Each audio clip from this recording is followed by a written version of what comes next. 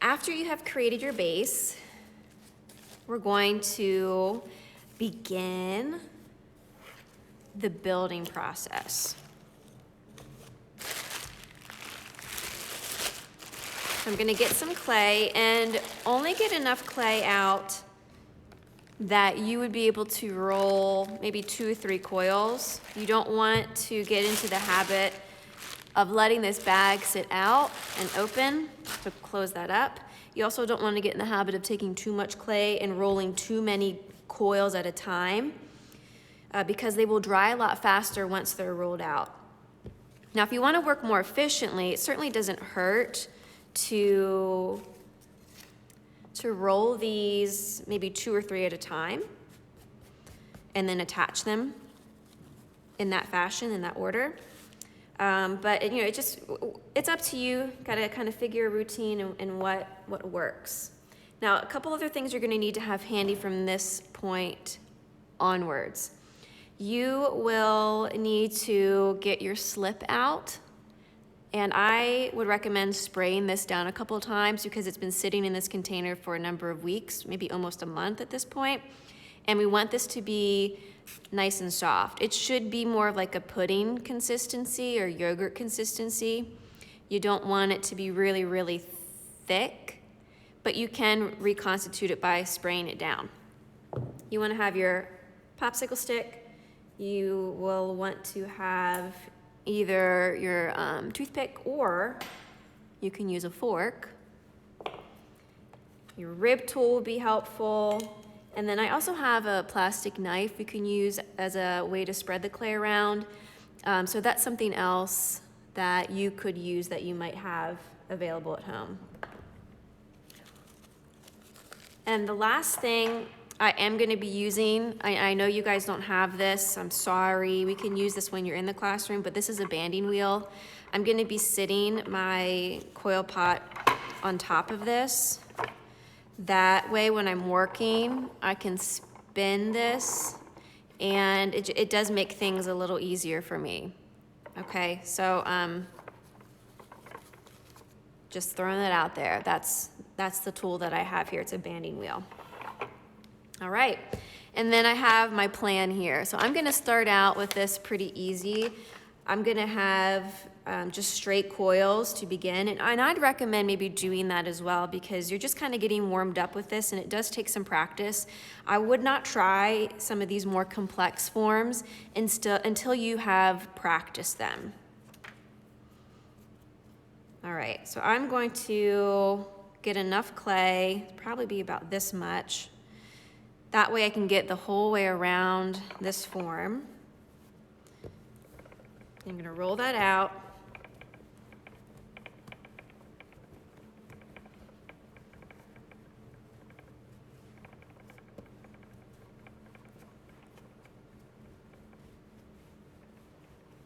And then next step, before you go to attach this, is to make sure you have enough clay. Now I have more than what I need. No worries, that should work. All right, now before we put this on here, we need to get our template out. So the template is going to show you how the wall of this should be curving. Okay, so if I hold this sideways so you can see, I know that this base should be curving out. So in order for me to make that work, this coil needs to extend out further. It's gonna need to be longer than, or wider than my base. So I'm going to make sure I nudge that out just a little bit. That way it starts to get wider. Before I attach that, so I'm gonna tear this where I need to have it connect. I'm gonna pull that off to the side for a minute, and then I'm gonna start to scratch. So here you can see where having a fork comes in handy because you can scratch this or score this much faster. If you don't have one of these, you can use your toothpick. All right, next step. I'm gonna spray the end of my brush down a bit and maybe add a little bit more water to this slip and mix that up a little. Okay, so that's really what we want right here, this consistency. I'm going to apply this on. That's our potter's glue, just watered down clay. Then I'm gonna place my coil on top, keeping in mind I need to use my template. So I'm holding this template on top and it's sitting flat onto the board. It's not angling up or down.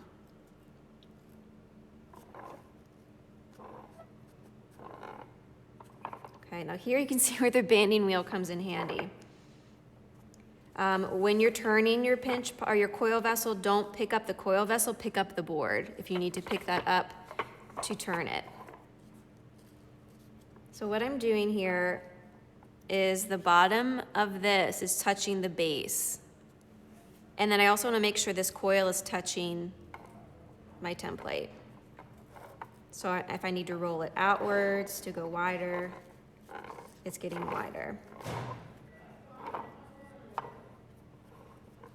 Okay, now from here,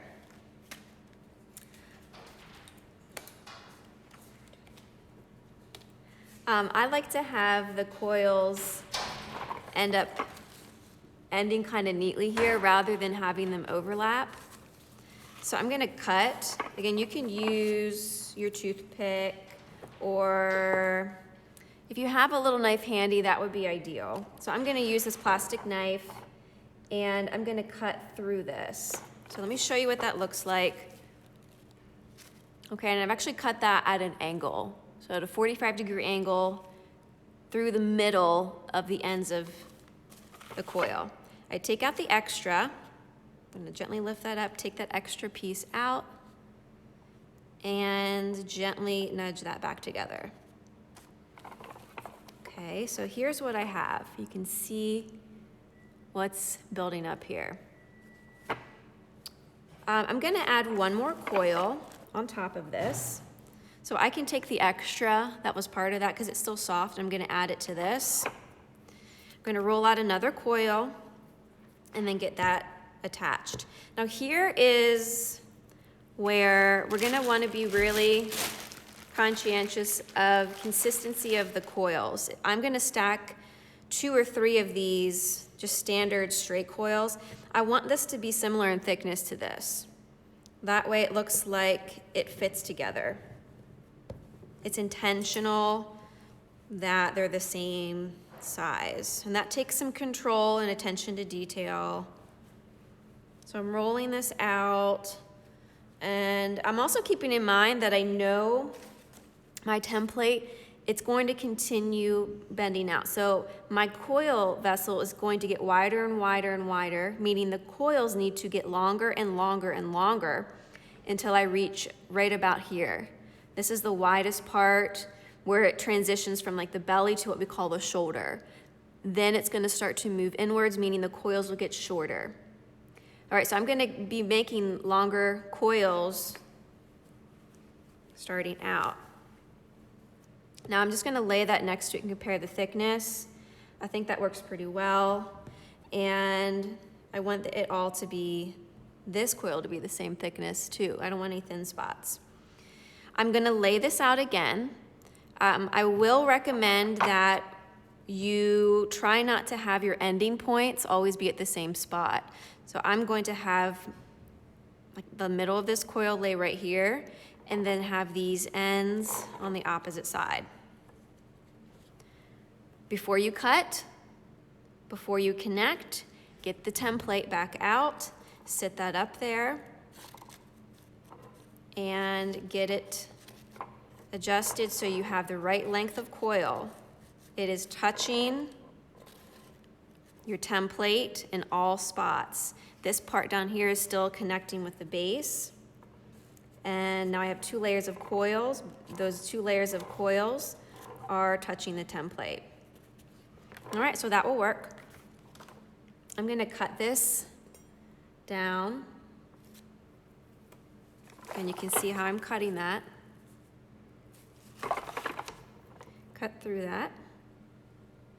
I'm holding the other ends of the coil together so I'm not stretching this out too much. All right, I'm gonna gently lift that up, do some scratching.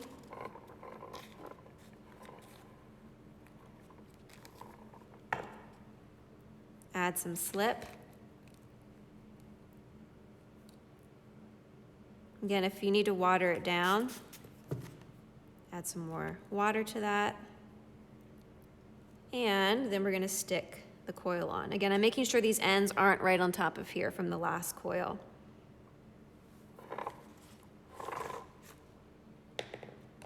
Alrighty, now let's check this one more time.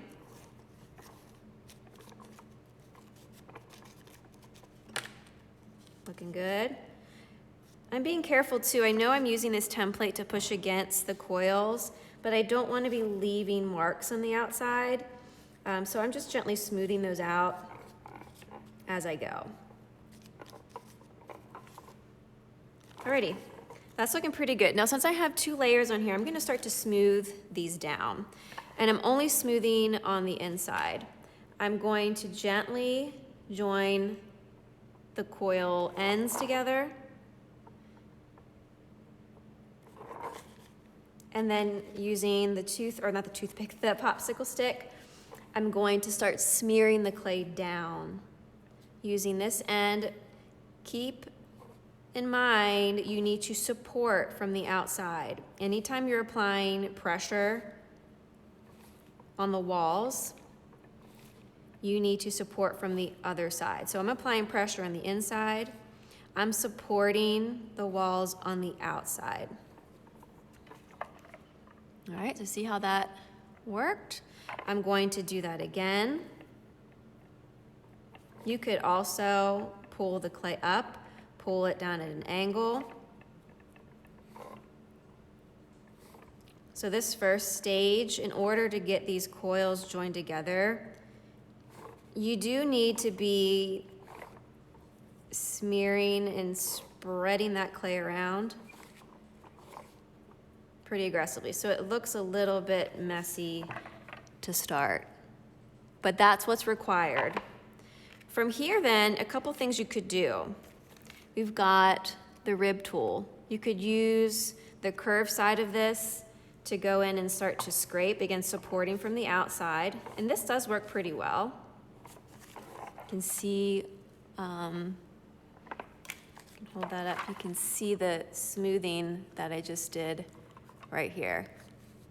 You could also use your plastic knife to move the clay around. Now this has a little bit of teeth on it, so it will leave some scratch marks.